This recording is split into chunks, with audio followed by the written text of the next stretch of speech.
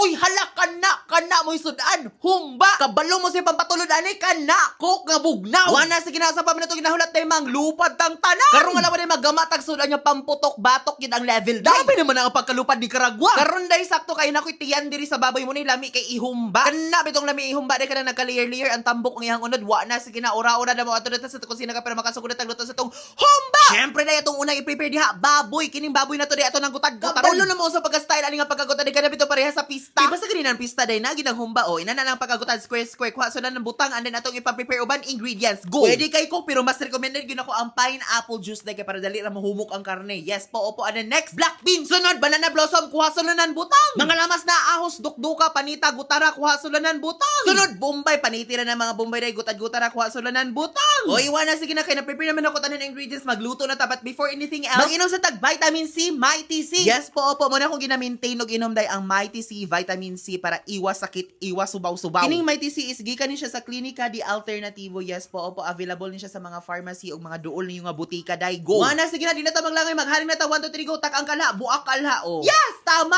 imo pa nang pakupsan imong baboy day hantod sa mo golden brown. Ayaw na isa-isa ha ilunod na nang tanan. Dayon ipakaging na day hantod sa mo gawas ang oil hantod sa mo golden brown ang color. Kana basta inana ang color day sakto na hauna na. Sa same nga kalha diha nagisaha imong mga panakot day Bombay ahos lunod. Kana gisahara nag-ayo hantod sa mo kaging na imong mga panakot day mo humot na nag-ayo din ilunod na imong baboy. Kay natusta na mag-ayo day ilunod na imong pineapple juice. Sunod na itong ilunod day ang toyo soy sauce. Ops gamay lang ay iyabo. Ilunod na tanan guys black beans, banana blossom, upat ka kutsara nga sugar. O upat ka kutsara nga sugar akong gigamit day kadagan kini akong baboy kamo nay bahalag tansya. Pamintang durog dayon liquid seasoning kay para lami na ato ang humba and then daghan kaayo nga pamintang dahon dayon tubig. Putaw-putaw hantod sa mix na tanan imong ipang timpla gani haday and then taklob hantod sa mahumok na day. Wa na ni kaliring na akong taklob diri sa kalha day ipahumok na imo. Oy na humok naman na day.